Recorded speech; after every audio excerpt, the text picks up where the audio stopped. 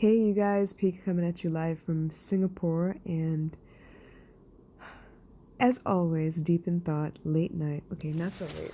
Actually, it's only now 10 o'clock, but I'm working on a migraine at the moment, so I wanted to get on and talk about this realization I'm having before before I decide to call it a night and pass out. So, as you all know, I'm working on courses. I'm working on a 5-day challenge so I can get y'all to have some fun and think about things in a different way. But as I'm doing that, it's making me rethink what I'm doing, why I'm doing it, what I'm doing it for. And as always, I'm always consuming new content. So I was looking at something from Sadhguru today, and he was talking about how we shouldn't be fighting for work-life balance. We should be doing the work that we love so that there's no need for work-life balance. And I got to thinking about that, and the train of thought kind of went off like, well, do I love what I'm doing? Is it rewarding? Do I consider it work? Do I have to pull myself away from the computer, or do I have to drag myself to it? It's all those kinds of things, right? So I was thinking about that, and honestly, the work that I do now that I'm actually working for myself, now that I'm actually focusing on the things that matter to me, the work that I do now, I do without thinking. I don't consider it work. I consider it good conversations. I consider it the kind of work where I walk away feeling good and the other person walks away feeling good too. And it comes in different forms. It comes with realization sometimes. Sometimes it's a gut punch, or, it makes me check myself and really think about what it is, that transpired between that conversation. And I take the good in with the bad. It's always good with the bad, and it's because of the good that I understand the bad, and it's because of the bad that I appreciate the good. It's very, very yin and yang like that. But I think the essence of what I do is teach you and give you permission to rediscover who you are. And I think that's why it's been so easy for me to assimilate and start writing for the LGBTQ community in Germany at the moment. Because everything I teach applies to them as well. Unfortunately, though, their struggle is a little more pronounced because they're not accepted yet. They have to fight for the right. Again, just like women had to fight for the right. Just like, we fought for independence from the British Empire. We fought for the right to vote, the right to education, the right to marry whoever we feel like marrying. All those things matter, but it comes to a head when you finally decide that, what I think matters to me. What I believe matters to me. And because it matters to me so much, I finally feel like I need to put my foot down and protect myself. Now, this is something that I've been hearing a lot lately. People talking about, I need to protect my energy. I need to protect my energy. That's cool. I want you to protect your energy. But I kind of feel like some people use it as an excuse to not hang out with people or not talk to people. Now, I understand the value of protecting your energy, but I also understand that it's not always easy just to cut people off. It doesn't work like that. When you get upset with someone and they challenge you and they make you feel some kind of way, I would rather you think about it for a moment and decide for yourself whether that actually is going to push you to become a better person, or it's holding you back or holding you down. That's what I want you to look at first, and then decide if you're actually trying to protect your ego or if you're trying to protect your spirit, your energy. I had a conversation like that today, and it kind of took me aback. I kind of felt bad about it.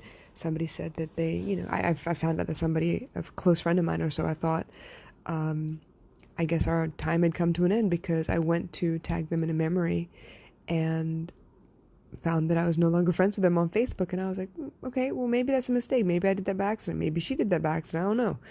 So I wrote to them on Instagram. To which she responded, yeah, I'm really good. I'm doing really well. And right now I feel like I need to protect my energy. And I'm thinking, wow, okay, what did I do wrong? And I asked. I wasn't going to sit there and assume anything. I asked, was it something I did that upset you, that affected you in this manner?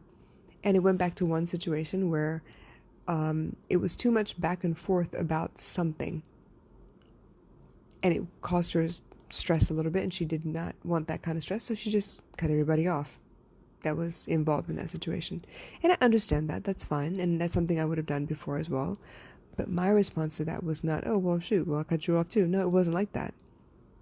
I, of course, went into a little bit of a tailspin for a moment until I got my bearings. And I started wondering, well, what kind of friend am I? Am I really wishy-washy? Am I the kind of person that, gives bad information or is misleading in any way? Because I'm here trying to teach people and help people, and I can't afford to be that way. If that's something I need to check it right away. And so I called the only person I could think of. I called my brother, and I was like, yo, I don't know what happened, but apparently I didn't upset some people, and this is not the first person who said they had to protect themselves from my energy. And I'm thrown, for real. Like, if I'm going to be honest, I'm thrown. So I asked him, and I was like, am I wishy-washy? Like, am I that friend that I'm like, so pleasing and I want to be friends with everybody that I'm like, I talk out of both sides of my face, and am I that friend? And he's like, nah, no, you're not. Yeah, you want to be pleasing, but in that regard, you tend to bend over backwards for other people instead of taking care of yourself first. So if anything, I think you need to protect yourself from their energy. You don't see it that way, though. You open yourself up to everyone, and you allow people in and out of your life because you sincerely want to help. And I was like, okay, but is that a bad thing? Like, is that bad? Should I not be so open to everybody? He was like, no, it's not like that. You need to be careful for sure. But the fact that you are so wanting to help is a good thing, and I don't think you should change that about yourself. There are plenty of other things that you could improve if you really wanted to, but this is one of those things that makes you humble and open that you should not change. At least not to the extent that these people are changing their story or whatever. And I thought about it for a little bit, and it took me some time, but let's suffice it to say that this has kind of been on my mind a little bit all day. And when I heard that quote from Sadhguru, and I heard a couple other things, there was an episode, I think it's season 1, episode 10 of The Good Doctor that we watched today. It was the second time I've seen it, but I love the episode because it was about the number one gamer in the world who happened to have an elbow issue, came in for surgery, found out his cancer from 3 years ago had returned, and he was hell-bent on not taking no for an answer. So he was one of those guys that was like, you know what? Fine, yes, I am dying. I'm not dying today. And as long as I'm not dying today, I'm going to put all that negativity and those doubts and those fears aside and be the best that I could possibly be today. And that's kind of what I want to awaken in everybody. We're all in here like living this half matrix life, right? I have to go to school. I have to get a job. I have to get married. I have to get kids. And the auntie network is strong. As soon as you get out of secondary school or high school, they're going to ask you, oh, which college you going to? And then it's going to be like, well, what are you going to study? And what are you majoring in? And when do you graduate? And what job are you getting? And when are you getting married? And when are you having, God, the freaking questions never stop. And you know this. But at some point, we have a moment or a couple, because it's normally a couple moments before you finally decide to do something about it. But you have that moment when you're like, who am I? Because I don't enjoy this college graduate scene, and I don't enjoy this 9-to-5 scene, and I don't enjoy this constantly being harassed at every family function about whether you're getting married or whether you're going to have kids. I don't enjoy those things. That's not who I am. That's not all of who I am. Yeah, sure. At some point, maybe I want to get married. Maybe I want to have kids. But that's not the next goal that I'm chasing, though.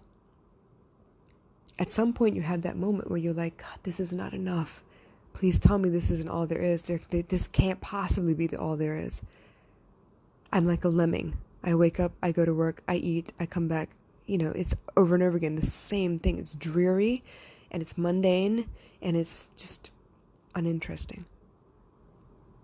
And it's at that moment where I feel like we don't even know where to start. I waited for a major life event for me to decide, hey, I need to rediscover who I am. I need to build myself back up. Because yeah, I'm that person. If I know you have a dream and when you were brave enough to tell me what your dream was, or what your fears are, or whatever the case, if you were brave enough to talk to me, I'm going to make sure I do everything I can to make sure that you get what you've been looking for, or you get to where you've been looking for.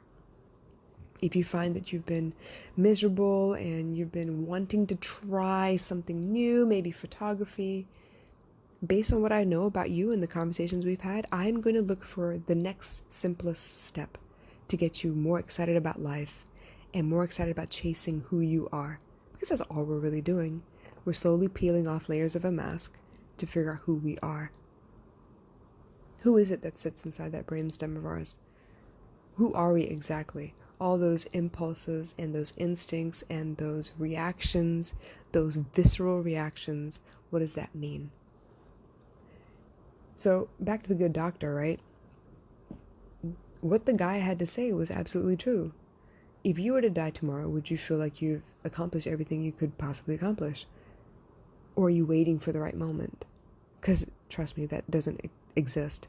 But on the flip side of that, we're also chasing the story of Sean Murphy, the autistic surgeon. And it's very, very apparent when he disagrees with something going on in his life, because he reacts so loudly, right? His whole body is involved. He, unfortunately, the way he presents is he tends to touch his hair, and then he starts patting his head, and then he starts hitting himself, and he starts pulling on his hair, and you can tell he does not like what is going on. He is not comfortable. He does not want to be there. He does not agree with whatever situation he's being backed into, right? And toddlers are like that. You can tell what they do not like. And a lot of times, yeah, they're trying to test you or whatever, but you can tell when they're making a scene and when they're seriously not okay with what's going on. But it shouldn't be situations like that where we finally put our foot down. When we hear those little uncomfortable feelings, that little knot in your throat that forms sometimes when you want to say something but you're not sure, that weird butterfly feeling in your stomach when you're nervous and you don't want to do something, the 1,000,001 excuses that you come up with because you don't want to go see somebody, all those things are important. And if anything, I want to be able to help you listen to yourself again. We're so hell-bent on pleasing the next person, on being the right fit for the guy. Like, you have a crush on a guy, he suddenly likes you, y'all start talking, and then all of it becomes, oh my God, how do I keep him interested? How do I make sure that I am exactly what he wants? And we start molding ourselves to be what the other person wants. But then you're losing yourself, and you're setting yourself up for failure, because later on, when you're tired of pretending, they're going to look at you like, oh, that's not who I thought you were, though, because you told me this is who you were. So why not cut the crap? Why not teach people to learn to listen to that inner voice, to those uncomfortable feelings, and learn to put your foot down because you are worth it? So in essence, yes, emotional intelligence, self-awareness, confidence, but where does that come from? You got to know you first. And if you don't know you, and if you don't like you, why would you ever put your foot down and stand up for yourself? Right? So if I had to boil everything down to the bare bones, what I do, you absolutely have permission to rediscover yourself. And I hope you take it seriously. I'll catch you again soon. Bye.